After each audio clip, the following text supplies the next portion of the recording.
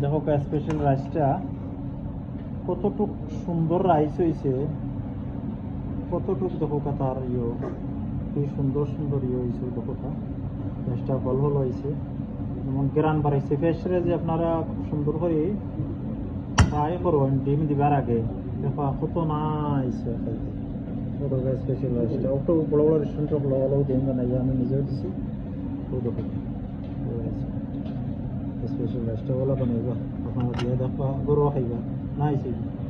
তো ভালো থাকবে, হলার ভালো লাগলে যদি আপনারা উপকারিতা পাইন তো লাইক শেয়ার কমেন্ট করবা ইনশাআল্লাহ। আসসালামু আলাইকুম ওয়া রাহমাতুল্লাহি ওয়া বারাকাতুহু। আসসালামু আলাইকুম ভাই সকল, আজকে স্পেশাল রাইস বানাইবো আপনারা অনুরোধে।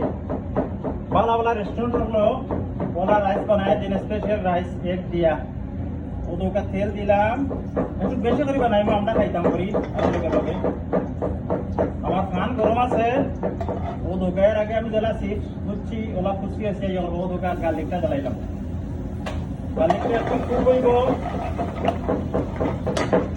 ওদোকা পেঁয়াজটা জ্বালাইলাম।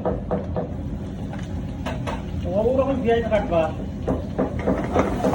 পেঁয়াজটা ফ্রাই দিব একটা সময়। আমি একটু করবো, আরো লবণ দিলাম পরিমাণ মতো, আমরা একটু ফ্রাই দিব, একটু করে রাখবো। ওদোকা পেঁয়াজটা ফ্রাই হয়েছে, ফ্রাই যত করবা অত টেস্ট হইব, যত ফ্রাই করবা পেঁয়াজটারে অত টেস্ট হইব। মনে রাখবো আপনারাও দিলাম। কারণ আমি কাটিয়ে রাখছি বয়েল করিয়া কারণ রাখছি, আর ও রাখছি গ্রিন পিস বয়েল করিয়া।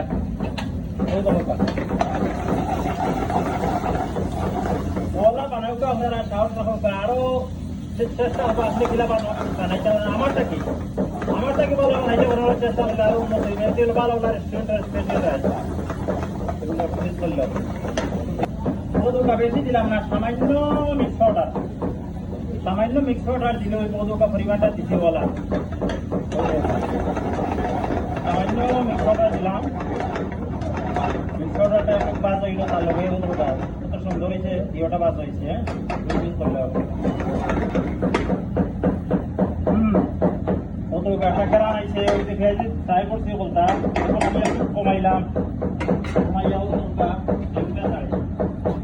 ওদোকাটি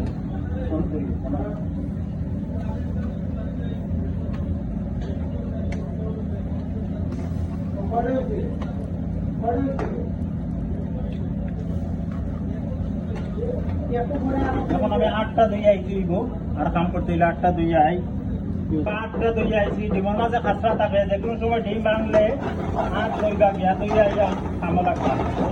জ্বালাইলাম